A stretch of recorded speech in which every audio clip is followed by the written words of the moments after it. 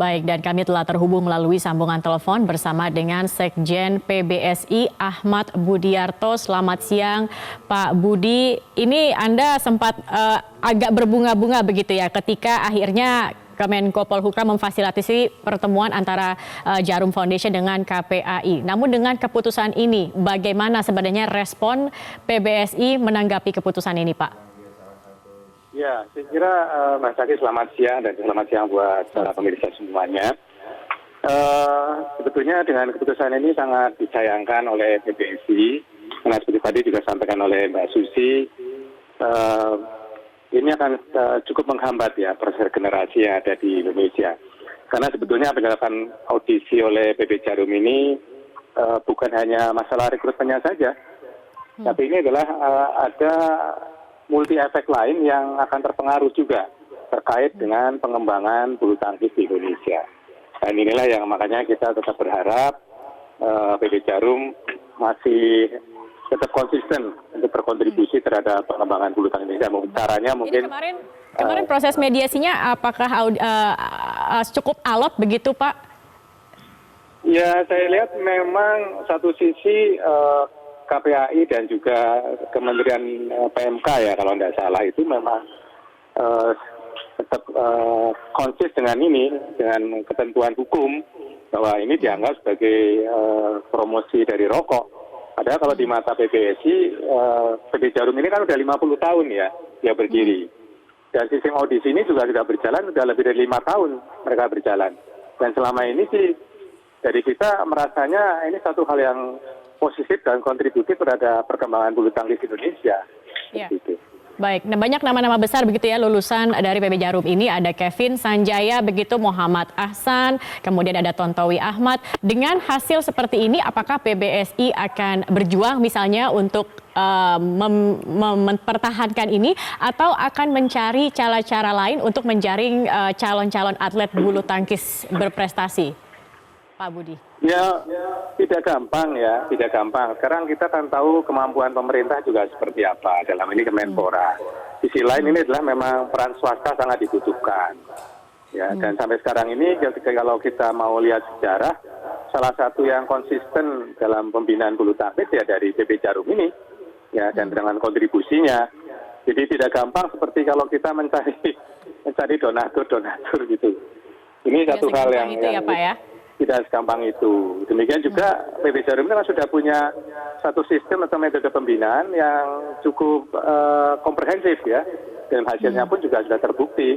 Kita lihat tadi, kemarin aja juniornya, kita tahu juara dunia junior terakhir itu adalah Leo dan Indah, ini juga dari Jarum. Juara Asia kemarin juga ganda putranya Leo dan Daniel juga dari Jarum. Itu juga hasil audisi.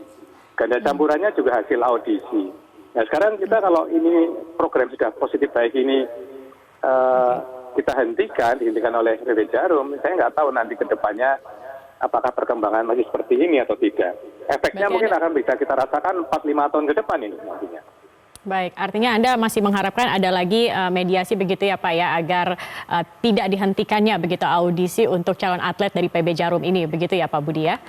Betul, saya kira ada dua harapan dari saya. Yang pertama adalah kita berharap PB Jarum dalam segala kesulitannya juga tetap konsisten untuk berkontribusi untuk pengembangan bulu tangkis. Keduanya adalah para pengambil keputusan ini juga bisa mempertimbangkan mana-mana yang memang memberikan kontribusi baik buat negara dan bangsa. Lebih fleksibel begitu. Baik, terima kasih. Betul. Ahmad Budiarto, Sekjen PBSI telah bergabung bersama kami. Dan untuk informasi lebih lanjut kita langsung bergabung bersama Komisioner KPAI Siti Hikmawati. Ibu Siti, selamat siang. Selamat siang Mas Iqbal, selamat siang semuanya. Ya. Ibu Siti, PB Jarum akhirnya memutuskan untuk menghentikan audisi beasiswa bulu tangkis mulai tahun 2020. Apakah ini karena tudingan eksploitasi anak? Benarkah KPAI meminta demikian, Ibu? Ya, di dalam setiap pertemuan yang kita sampaikan bahwa masalah audisi itu adalah kegiatan yang positif. Kita tidak menginginkan audisi ini dihentikan. Yang kita ingin hentikan adalah masalah eksploitasi yang dimasukkan ke dalam sebuah kegiatan. Gitu, Mas. Baik, apa yang memenuhi unsur eksploitasi itu, Ibu? Ya, salah satunya eksploitasi ekonomi kepada anak, di mana dengan penggunaan anak sebagai bagian dari promosi berjalan dengan penggunaan antara lain kaos-kaos itu memberikan hitungan keuntungan pada Jarum untuk mendapatkan kelebihan, maksudnya kelebihan ekonomi ya. Baik, penggunaan kaos oleh anak yang memberikan hitungan keuntungan ekonomi, apakah itu nanti serta-merta akan berdampak terhadap anak-anak ini nantinya, Ibu? Iya, kalau unsur eksploitasinya itu salah satunya. Kemudian dengan beradanya anak-anak di dalam sebuah lingkungan di mana mereka dikelilingi oleh baik itu brand image, brand color maupun branding lainnya dari PB Jarum, berdasarkan analisa dan hasil survei yang kita lakukan itu memiliki korelasi positif terhadap tingkat keterpaparan anak akan bahaya mereka menjadi perokok pemula. Baik, tapi di sisi lain ini ada pendapat yang menyatakan bahwa selama ini audisi yang diadakan PB Jarum ini mencetak atlet berprestasi dunia. Bagaimana menjawab itu, Bu? Benar, itu bagian yang bersifat positif satu sisi. Sisi lain kita juga harus mengingat bahwa setiap kegiatan positif ini tidak boleh bertentangan ataupun bertabrakan dengan sistem perundang-undangan yang ada.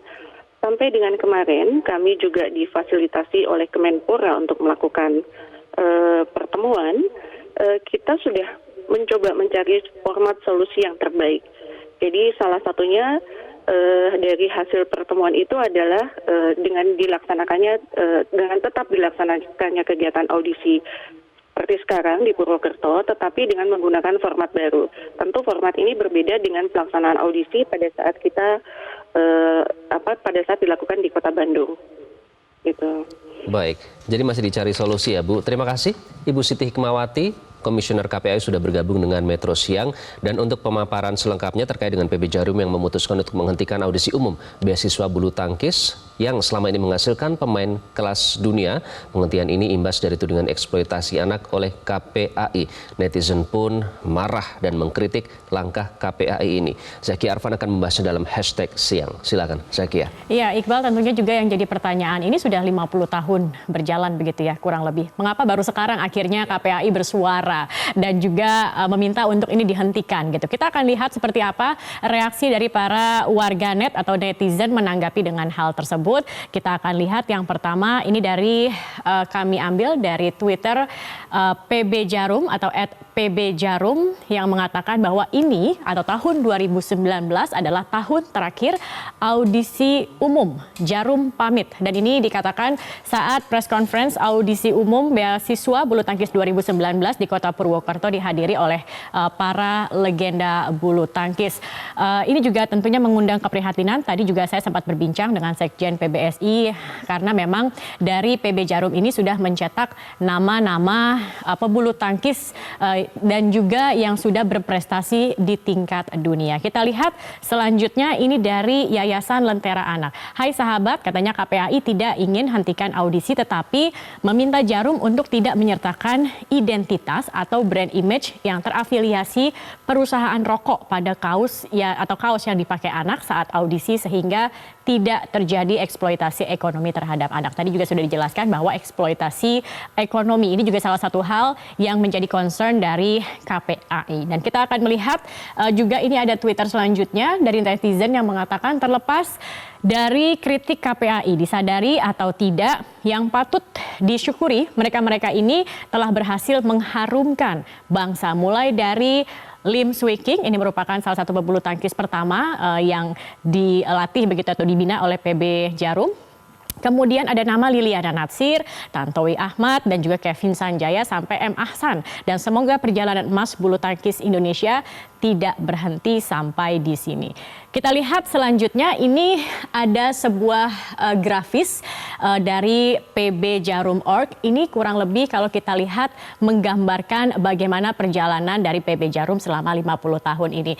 Pada tahun 69 begitu. Ini pertama kalinya pemilik Jarum Budi Hartono membina Lim Swee King pada usia 13 tahun dan kemudian pada tahun 74 PB Jarum Kudus diresmikan dan juga ini banyak prestasi-prestasi lain termasuk hingga tahun 2019 terakhir di All England M. Hasan dari PB Jarum dan Hendra Setiawan, serta kejuaraan dunia juga dimenangkan oleh M. Hasan dari PB Jarum dan juga Hendra Setiawan.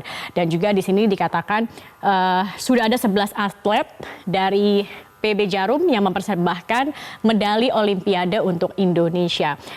Kita akan melihat lagi selanjutnya. Ini juga ada unek-unek juga dari netizen, pemirsa, yang mengatakan 2 atlet ini hasil pembinaan perusahaan rokok yang sudah mengharumkan bangsa dan negaramu. Daripada kalian mengusik yang sudah baik, mending pikirkan bagaimana negara ini bisa menjamin anak-anak seluruh negeri agar mendapatkan pendidikan dengan layak dan semestinya sesuai pasal 31 Undang-Undang Dasar 1945 begitu. Jadi sebenarnya di luar dari ini adalah perusahaan rokok yang membiayai begitu, tetapi hasilnya bisa dilihat begitu bahwa banyak anak-anak yang akhirnya berprestasi luar biasa melalui pendidikan atau pembinaan ini. Kita lihat lagi selanjutnya, ini ada contoh juga yang dibawa oleh netizen. Ini adalah golfer dari Skotlandia, yakni Scott Jamieson. Caddy-nya pakai salah satu merek rokok begitu ya, Dunhill London, kejuaraan Alfred Dunhill Cup. Padahal Dunhill ini akarnya adalah perusahaan rokok milik Bath, tapi Komisi Perlindungan Anak Inggris mempermasalahkan ini dengan dalih persepsi, ya enggak, karena mereka paham aturan legal formal begitu. Kita lihat lagi, ini ada yang mengetweet juga dan mencantumkan atau mengunggah foto, kenalin, ini Lim Swee King. Beliau masuk PB Jarum, Kudus sejak kecil dan nggak tahu tahun berapa, yang pasti sekarang beliau umurnya 60 tahun lebih. Kebayang nggak tuh berapa lama PB Jarum mengeksploitasi anak? Apa hidupnya merasa dirugikan semenjak masuk PB Jarum? Dan yang terakhir, ini juga ada ucapan terima kasih dari netizen. Terima kasih PB Jarum, darimu aku tahu bakat sejalan dengan fasilitas, dan terima kasih sudah memfasilitasi anak-anak berbakat Indonesia. Kevin yang dulunya hanya anak kecil dengan sejuta mimpi, menjadi sosok Kevin yang diimpikan sejuta anak. Tentunya ini memang menjadi pro dan kontra begitu pemirsa dan juga Iqbal. Apakah memang sebuah perusahaan rokok ini jika mereka membina dan mensponsori untuk kegiatan anak-anak seperti ini dan juga ada eksploitasi yang dilakukan. Tetapi kalau kita melihat mungkin sebenarnya ada jalan tengah begitu yang bisa diambil ya. Apalagi kalau kita lihat pembinaan dan pelatihan ini tidak main-main, menghasilkan banyak sekali prestasi, mencetak banyak sekali atlet-atlet bulu tangkis yang prestasinya sudah tidak diragukan lagi begitu.